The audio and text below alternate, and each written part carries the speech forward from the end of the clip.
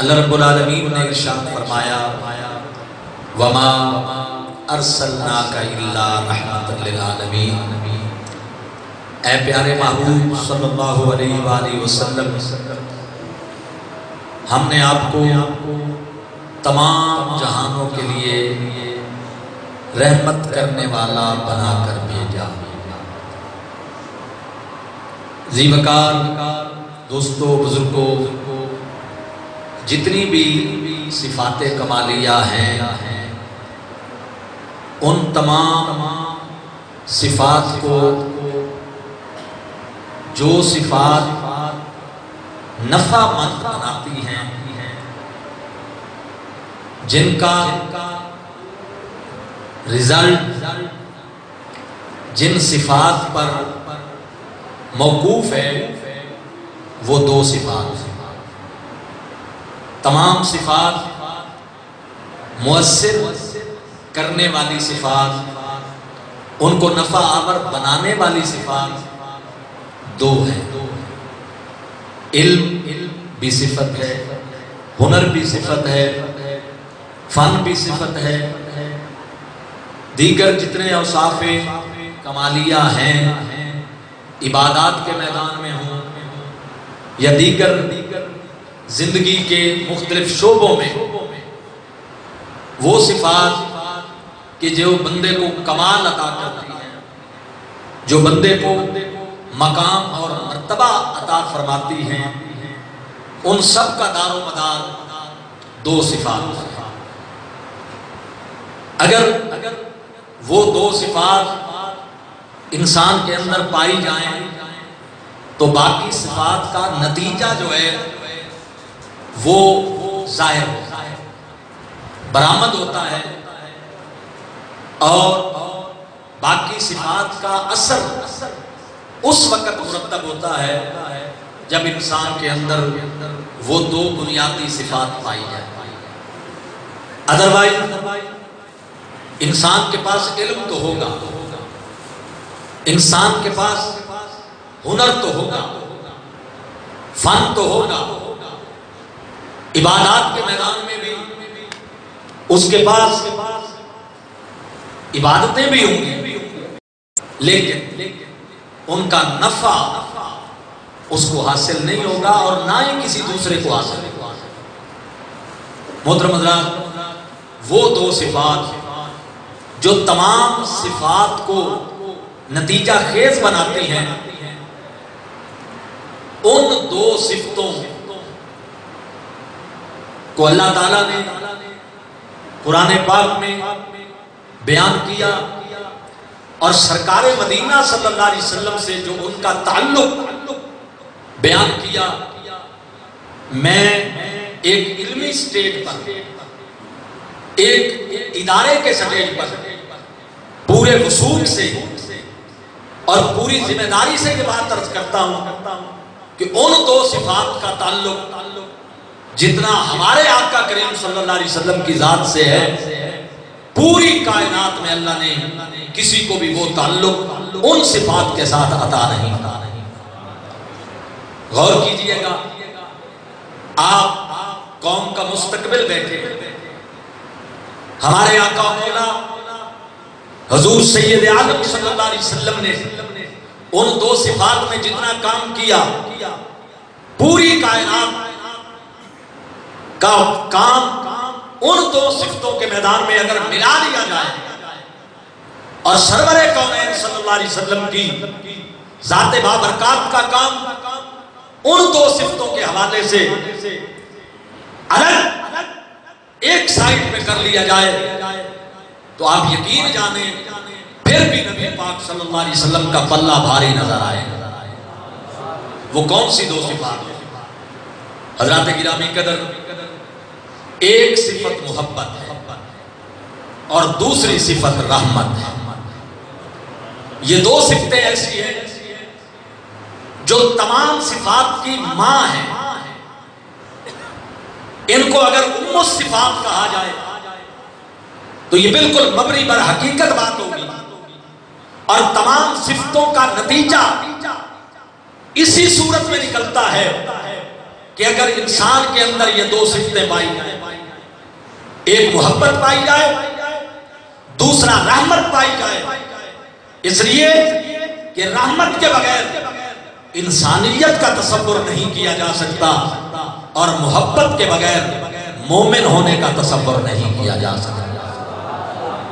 ایمان کا تصور بغیر محبت کے نہیں ہو سکتا اور انسانیت کا تصور بغیر رحمت کے نہیں ہو سکتا۔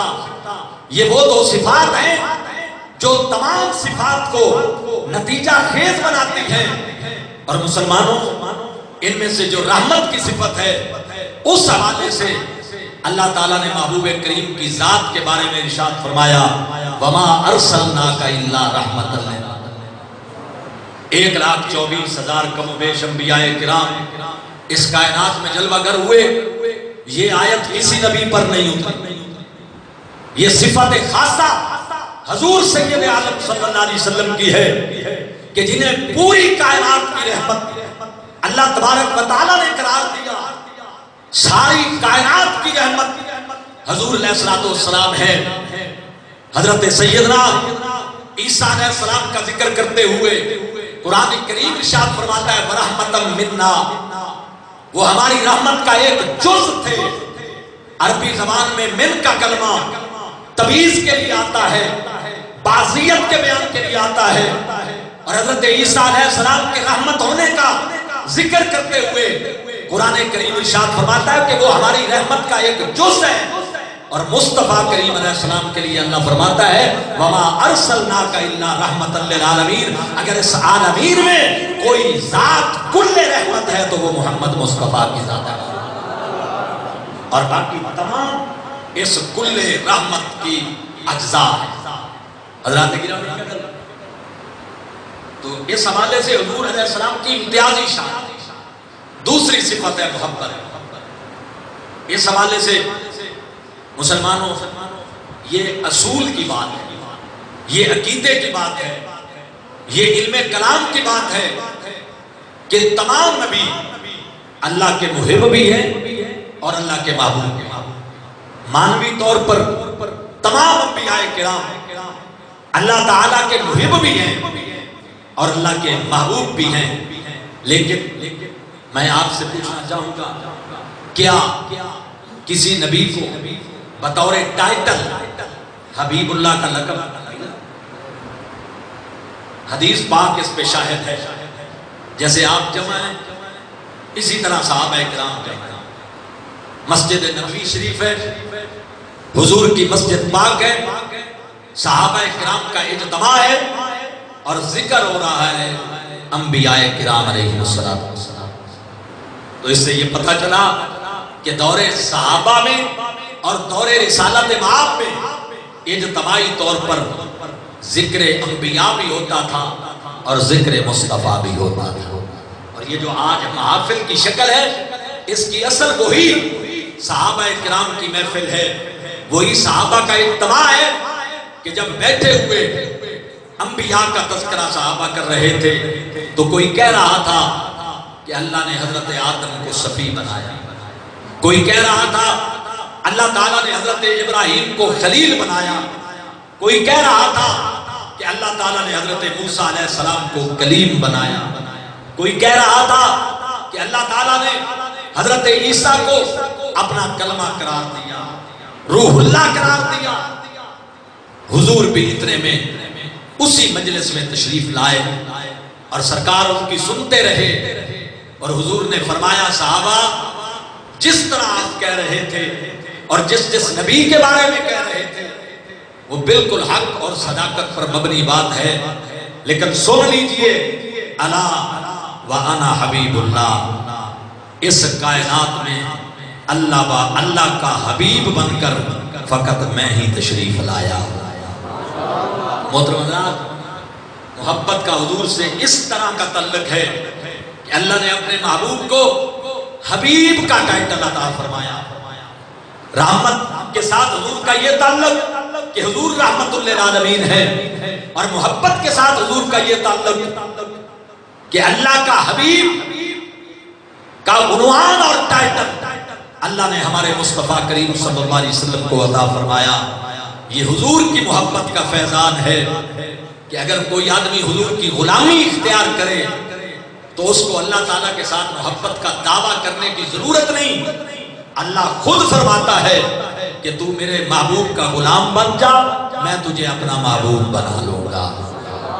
تو احباب گرامی قدر، محبت اور رحمت کے میدان میں جو کام ہمارے کریم آقا صلی اللہ تعالیٰ علیہ وسلم نے کیا، خدا کی قسم کائنات میں اس کی مثال ہے. جو حدیث پاک میں نے پڑھی وہ حدیث بھی بڑی خوبصورت ہے. حضور فرماتے ہیں انا رحمت مہدات، میرے غلاموں میں اللہ کی ہدیہ کی ہوئی رحمت ہوں. توجہ کیجئے گا، میں آپ سب حضرات کی توجہ چاہوں گا. نبی علیہ السلام کی زبان پاک سے نکلا ہوا یہ کلام اپنے اندر کتنے معنی رکھتا ہے. سرکار فرماتے ہیں انا رحمت مہدات، میں اللہ کی ہدیہ کی ہوئی رحمت ہوں جو اللہ نے بطور تحفہ، بطور ہدیہ میری صورت میں اللہ نے آپ کو عطا فرمائی. ہمارے علماء اللہ ان کی قبور پر کروڑوں رحمتوں کا نزول فرمائے، اور بالخصوص سلطنت عثمانیہ کے چیف جسٹس قاضی القضات سفیر عشق رسول حضرت علامہ الحاج سید یوسف بن اسماعیل نبھانی رحمت اللہ تعالی علیہ، جنہوں نے حضور کے معجزات پر حجت خدا ہے علی العالمین جیسی بے مثال کتاب لکھی، جنہوں نے نبی پاک صلی اللہ علیہ وسلم کی صورت و سیرت پر اور حضور کے رفت پر امت کے اکابرین کے مقالات کو جمع کر کے جواہر البحار کی شکل میں نبی علیہ السلام کی امت کو ایک عظیم خزانہ پیش فرمایا. حضور والا جن کی پوری زندگی عشق رسول صلی اللہ علیہ وسلم سے عبارت تھی، علامہ یوسف بن اسماعیل نبھانی رحمت اللہ علیہ، جو اعلیٰ حضرت فاضل بریلوی کے ہم عصر ہیں،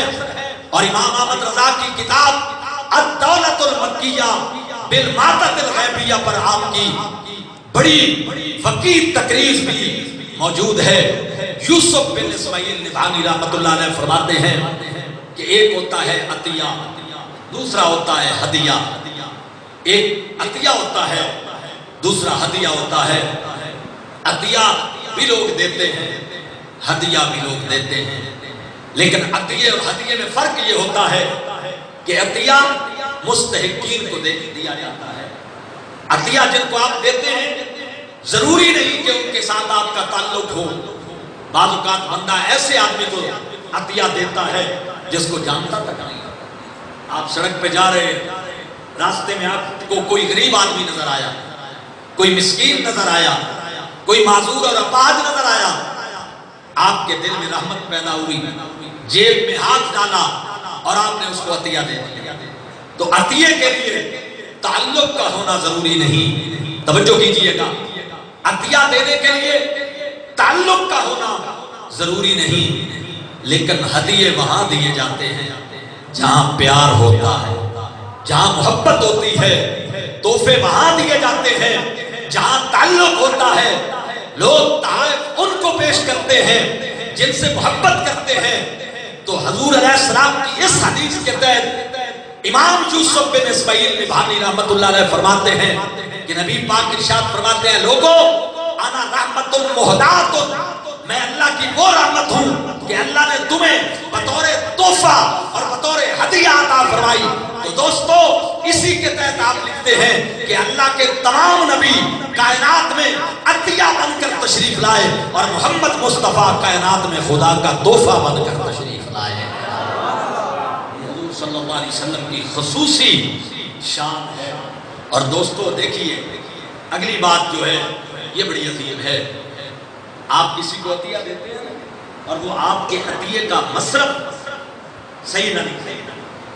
آپ نے تو عطیہ دیا مستحق سمجھ کر، لیکن بعد میں آپ کو پتا چلا کہ یہ آدمی مستحق نہیں تھا، یہ تو پروفیشنل تھا، یہ تو پیشہ ور تھا. تو آپ کو آپ کے عطیے کا ثواب ضرور ملے گا، لیکن تکلیف بھی ہوگی کہ یار میں نے جس کو مستحق سمجھ کر دیا وہ تو پیشہ ور تھا، وہ تو پروفیشنل تھا. لیکن دوستوں زیادہ تکلیف اس وقت ہوتی ہے کہ آپ کسی دوست کو اپنی محبت سے تحفہ پیش کریں اور وہ آپ کے تحفے کی قدر نہ کرے. آپ میری بات کو سن رہے ہیں؟ دل کے کانوں سے سنیں. طلباء کرام توجہ کیجئے گا. آپ کسی کو عطیہ دیتے ہیں، وہ آپ کے عطیے کی قدر نہیں کرتا، اور آپ کو بعد میں معلوم ہو جاتا ہے کہ میں نے جہاں عطیہ دیا وہ مستحق نہیں تھا. تکلیف ہوگی آپ کو، لیکن اتنی زیادہ نہیں ہوگی. اس کی وجہ یہ ہے کہ آپ کو اجر مل جائے گا، آپ کی نیت تھی. لیکن اگر آپ کسی دوست کو، کسی پیار والے جس سے آپ محبت کرتے ہیں، آپ تحفہ دیتے ہیں اور وہ آپ کے تحفے کی بے قدری کرتا ہے، وہ آپ کے تحفے کی قدر نہیں کرتا، تو آپ کو بہت زیادہ تکلیف ہوگی.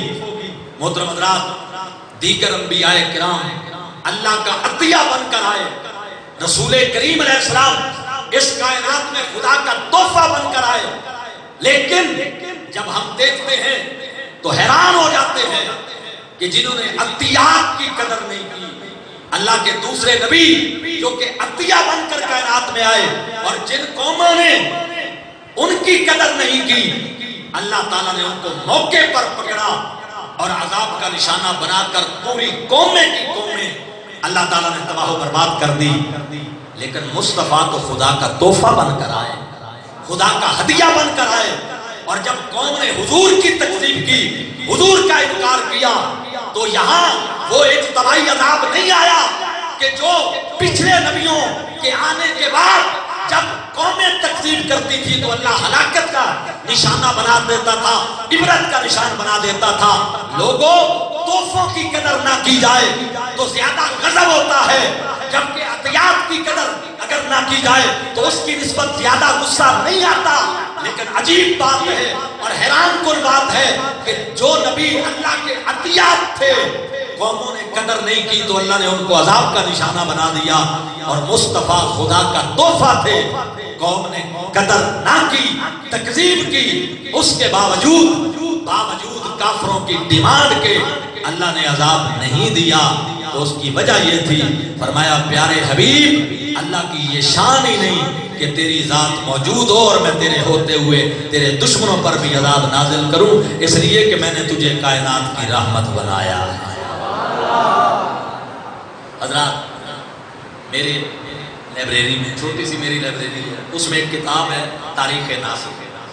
یہ میں آخری بات کر کے انشاءاللہ اپنی گفتگو کو وائنڈ اپ کروں گا. تاریخ ناصری کتاب ہے، اس میں میں نے پڑھا کہ سلطان محمود غزنوی کے والد سلطان سبکت یہ غزنی کا ایک چھوٹا سا کسان اور ساتھ یہ حرم کا شکار کرتا تھا جنگل سے، اور بازار میں حرم کا گوشت فروخت کرتا.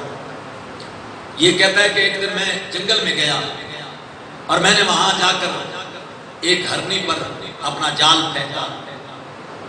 وہ ہرنی تو دوڑ گئی، اس کا بچہ میرے کھانے آ گیا، 2-3 ماہ کا بچہ تھا. وہ کہتا ہے میں اس کو پکڑ کر گھر لے آیا. میں نے گھوڑے پہ اپنے آگے اس کو گود میں رکھا اور جنگل سے میرا گھر 2-3 کلومیٹر کے فاصلے پہ تھا. میں لے آیا، میں نے پیچھے مڑ کے نہیں دیکھا. وہ کہتا ہے کہ جب میں گھر پہنچا تو اس وقت مغرب کی نماز کا ٹائم ہو رہا تھا. کہتا ہے میں گھوڑے سے نیچے اترا اور جو میری پیچھے نظر گئی تو میں نے دیکھا کہ اس بچے کی جو ماں تھی نا، وہ 2-3 کلومیٹر کا فاصلہ میرے پیچھے کر کے آئی تھی، اور وہ اپنے بیٹے کی جستجو میں اپنے بیٹے کی بھیک مانگتے ہوئے 3 کلومیٹر کا فاصلہ اس نے میرے پیچھے طے کیا. خطرہ بھی تھا اس کو کہ یہ مجھے پکڑ لے گا، لیکن مسلمانوں ماں ہوتی ہے، اگر جانور گھروں میں بھی ہو، یہ واحد رشتہ ہے کہ جس کی جانوروں میں بھی ایک عرصہ تک پہچان ہوتی ہے. باقی کسی رشتے کی جانوروں کے اندر پہچان نہیں ہوتی. ماں کے رشتے کی جانوروں میں بھی پہچان ہوتی ہے اور ایک مقررہ مدت تک ہوتی ہے. آباب گرامی قدر یہ کہتا ہے میرا دل پسیج گیا میں نے کہا ہے نا کہ رحمت کے مادے، رحمت کے جذبات بندے کو انسان بناتے ہیں۔ جس دل میں رحمت ہوتی ہے سمجھ لیں کہ اس دل کے اندر انسانیت زندہ ہے۔ تو کہتا ہے کہ میرا دل بسیج گیا۔ میں نے کہا یہ 2-3 ماہ کا بچہ تجھے کتنا کام دے گا؟ اس ماں کا جگر دیکھو کہ جو اپنے بچے کے لیے اتنی دور سے تیرے تعاقب میں تیرے پیچھے پیچھے چلی۔ تو کہتا ہے کہ میں نے بچے کو چھوڑ دیا، میں نے چھوڑا، وہ دوڑ کر اپنی ماں کے گلے جا لگا۔ ماں نے بیٹے کو چومنا اور چاٹنا شروع کر دیا۔ کہتا ہے میں اپنی آنکھوں سے یہ منظر دیکھ رہا تھا۔ اس ہرنی نے سر جھکایا، میرا شکریہ ادا کیا اور اپنے بیٹے کو لے کر واپس جنگل چلی گئی۔ کہتا ہے میں گھر آیا، مغرب کی نماز ادا کی، میری بیوی نے پوچھا آج شکار نہیں لے آئے؟ تو میں نے سارا واقعہ سنایا۔ تو میری بیوی نے کہا آپ نے اچھا کیا۔ کہتا ہے میں نے عشاء کی نماز پڑھی، میں شروع سے نمازی تھا، اللہ نے مجھے نماز کی دولت عطا فرما رکھی تھی۔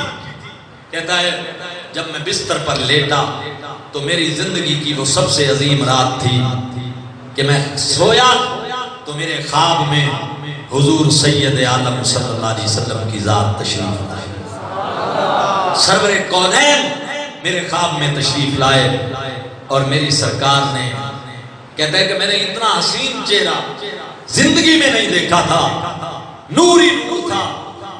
میں نے قدم پکڑ لیے خواب کے اندر اور میں نے عرض کی حضور آپ کون ہیں؟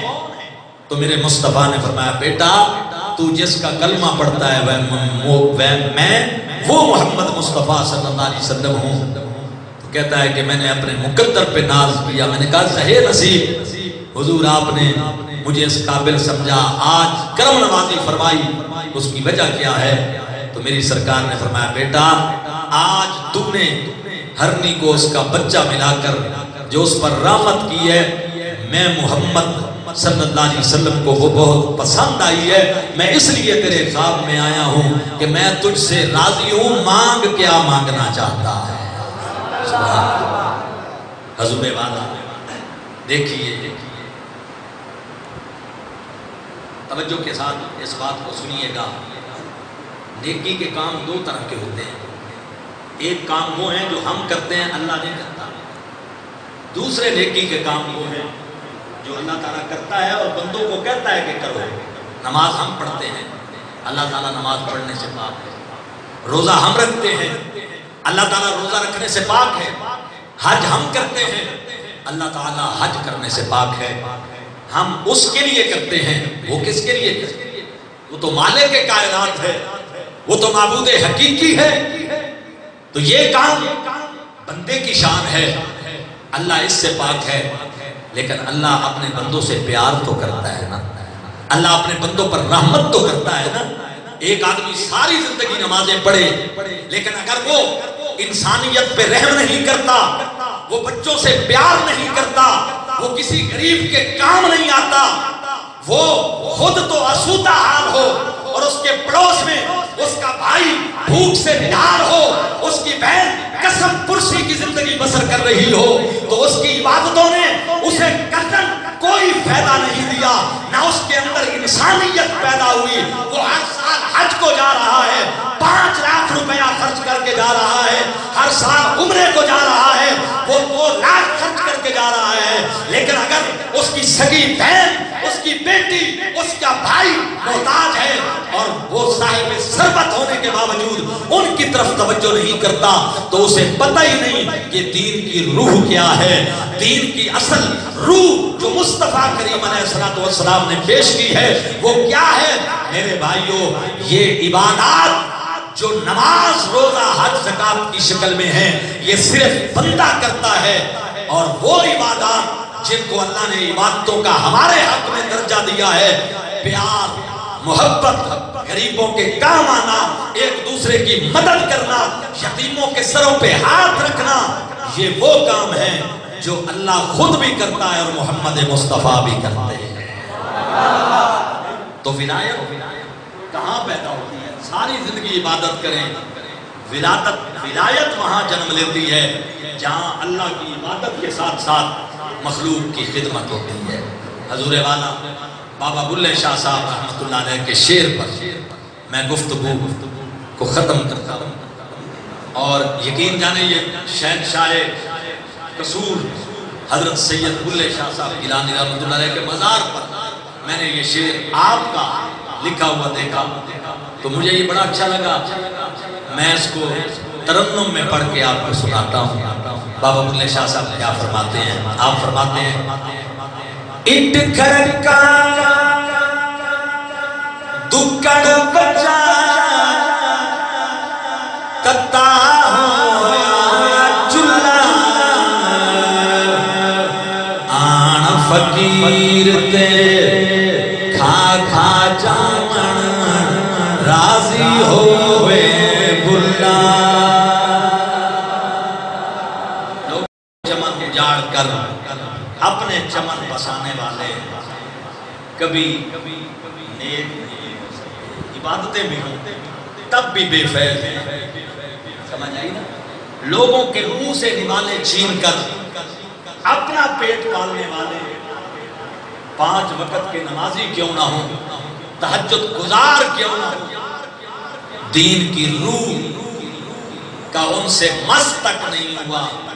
محترم حضرات، آج فقیروں کے مزاروں پر، آج اولیاء کرام کے مزاروں پر یہ جو لنگر چلتے ہوئے نظر آ رہے ہیں، یہ جو بھوکوں کو آج کھانا مل رہا ہے، آپ لاہور جائیں، ہزاروں مزدور جو دن بھر مزدوری کرتے ہیں، صبح و شام کا کھانا داتا صاحب کے مزار پہ کھاتے ہیں، مفت مل جاتا ہے۔ یہ کیوں ہو رہا ہے؟